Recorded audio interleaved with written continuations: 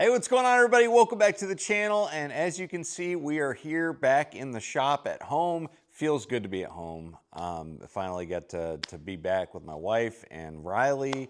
So that felt great, but it also felt great to fish on Championship Saturday. So yeah, I just wanted to do a real quick recap video of how everything went, which most of you, if you've been following the tournament, you kind of saw how Saturday went. Unfortunately, it did not go well. It was not a good day of fishing, which, you know, honestly, I kind of knew that that was a very, very real probability. It wasn't just a possibility. I actually, based on the wind conditions, really expected it to be a tough day. I didn't expect it to be a one fish day. I only came in with one fish for, I think it was 215. Yeah, so brutal day, not the way I wanted to end the tournament, but if you're gonna have a bad day where you catch one fish, you better do it on the third and final day when you already made the top 10 and the lowest you can sink to is 10th place. And that's exactly where we ended up. So the competitive side of me is pretty irritated about how poorly I did yesterday. But you know, the side of me that was just happy to make a top 10, you know, can live with it. But anyways, essentially the way it all went down, and we'll kind of talk about the whole event, because you know, it was just a wild one. You know, I had that one spot, and I talked about it in like the practice recap videos about how this one spot is a potentially tournament winning area.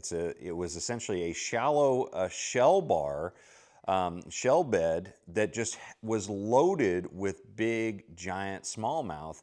And I didn't really even know how a great of a spot it was until day two, when I could actually fish it, when the fish were actually there.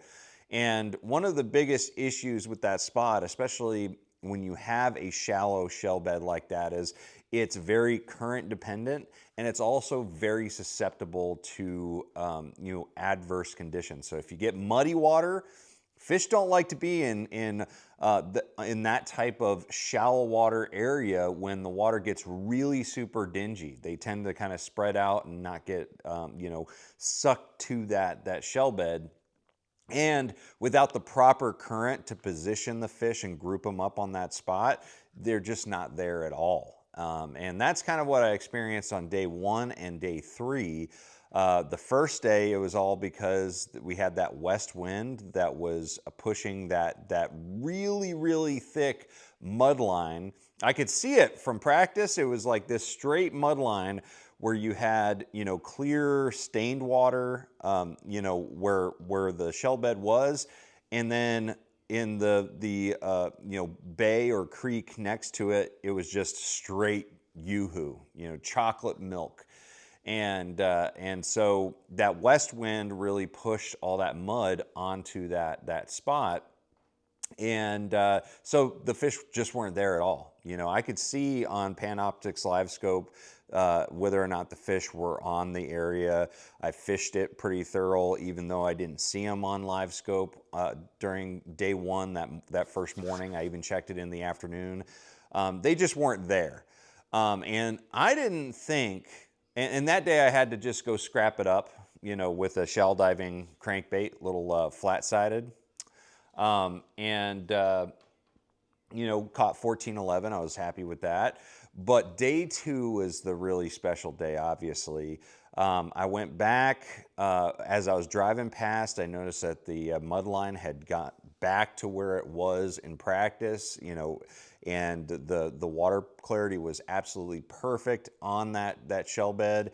And ended up going there and just absolutely destroying them. The footage is going to be fun. I'm a little bit disappointed, a lot disappointed, because most of my best fish catches, I looked down at my chesty mount and it wasn't even running. I don't know what happened, but most of those first initial fish catches I didn't get, but I did get some of some good fish catches once I realized that I wasn't recording. but it was just insane. It was just so much fun. Again, caught them all on the square bill. I'm going to be doing a, or not square bill, but the flat-sided crankbait. I threw the Fritz side and a evergreen tackle, a flat-sided crankbait. All of the fish that I weighed all week were on those two baits. So again, we're going to do a full breakdown of the tackle I used and how I approached everything in another video. But this is just kind of a general recap of, you know, the event. So caught them really good. Obviously, I had 4 fish over 5.5 pounds, all smallmouth. I had a 3.5 pounder that I should have just gone ahead and got rid of, but I was afraid that you know, I would damage my potential for catching another big bag the next day by just beating up the school. So you know, I've had that situation before where I try to manage fish and it just ends up, you know, backfiring on me. In hindsight, I should have just gone ahead, knowing what the wind was going to do on the final day. I should have just gone ahead and just, you know, caught everything that I possibly could and came in with even bigger bag. I mean, the potential for me culling up another 1.5 pounds was actually pretty probable. It was pretty big. You know, because that 3.5, you know, there's a lot of 4s, a lot of 4s and halves and 5 pound class fish there. And should have just gone and burnt the place down. But anyways, it still was an amazing day. Big bag of the entire tournament and all smallmouth. I can't believe that I caught 25, almost 25.5 pounds of all smallmouth on the Tennessee River. Wild. Just absolutely wild. So really, really cool day. And the next day, you know, the final day, yesterday, you know, obviously I was hoping and praying that I could get back on that spot and those fish would be there, be positioned right where they need to be. But as soon as I got out there, you know, we had like a 15-mile-an-hour sustained wind out of the north, which on Kentucky Lake, the current is running north, and so that north wind was pushing against the current, and not only did it muddy the area, but it was stalling out the current to where you just weren't getting the good current flow in that shallow water. And so it was pretty obvious when I got there they just weren't there yet. But the wind was going to die down throughout the day. And so I was hoping that maybe the current could kind of, you know, start pulling a little bit. And when I went back the second time, you know, I kind of went out and tried to go catch them on the flat-sided crankbait. I caught the one fish that I weighed doing that. And then I came back about an hour and a half later and you know, I thought they were starting to group back up there. You know, I could see some fish on Panoptics moving around. They were probably carp or, you know, a big gizzard shad or something like that. They might have been bass, you know, but they just weren't grouping up in that spot. And until they group up in a spot like that, they really don't eat. So it's not like you can just catch random fish generally. They have to be grouped up there, because when they're grouped up, that's when they're in aggressive feeding mode. But when they're just kind of milling around, moving around, they're really not in a mood to eat anything.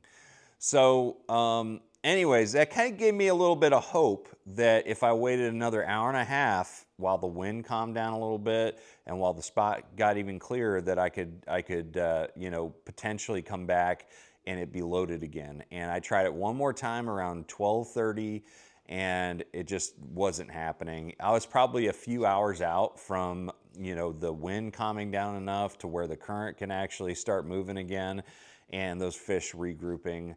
But I just ended up wasting a lot of time doing that.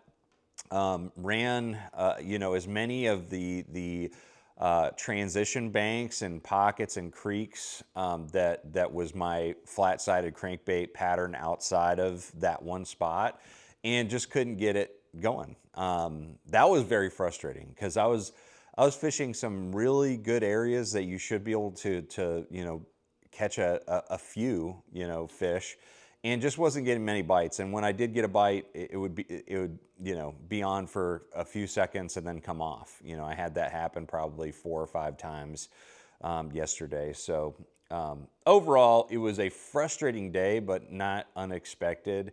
And the competitor in me is not happy with the day, but I also just need to be thankful for, you know, being able to have one good day on that spot that I found. I would be so disappointed if I find just one of those absolutely classic hidden gem spots that's just loaded with big fish, especially big smallmouth, and I never even get a day during the tournament to fish it. So obviously catching 25, nearly 25 and a half was just amazing, incredible. But anyways, guys, I just wanted to do a recap. I really appreciate everybody's messages, all the texts, all the you know, just all the people reaching out was incredible. It felt really good to have a top 10. This was actually my first top 10 in the Opens. You know, in FLW and MLF, I averaged about 1 in 4 tournaments I'd get a top 10, but in the Opens, for some reason, I always have like one bad day that keeps me out of the top 10, and so it felt really good to kind of, you know, get that out of the way and have some top 10s, so, or have a top 10. So let's keep it rolling.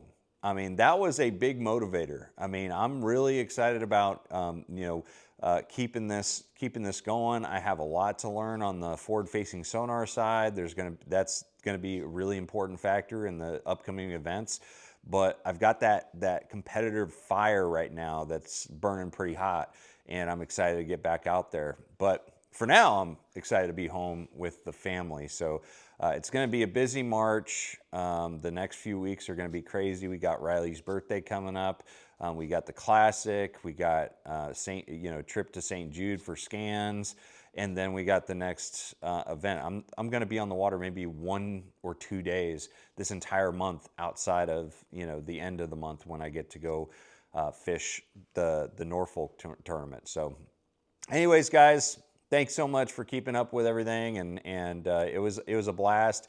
It kind of ended with a little bit of a you know, not so great day, but still from what I was on, you know, it was just a great to be able to get a top 10 out of it. So thank you guys so much. If you're interested in all the fine details of the presentations, you know, the baits I was using, the tackle I was using, and how I approach the areas, I'm going to be doing videos on that in the upcoming days, and I'm also going to do some recap videos. I'm going to look at the footage, see if it's even usable for most of that, and then put whatever I can out there. It's hard to do tournament recap videos with when you miss a lot of footage.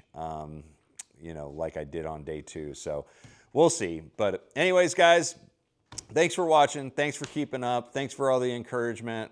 Thanks for everything. And I'm going to see you guys out on the water. Make sure you trust the process.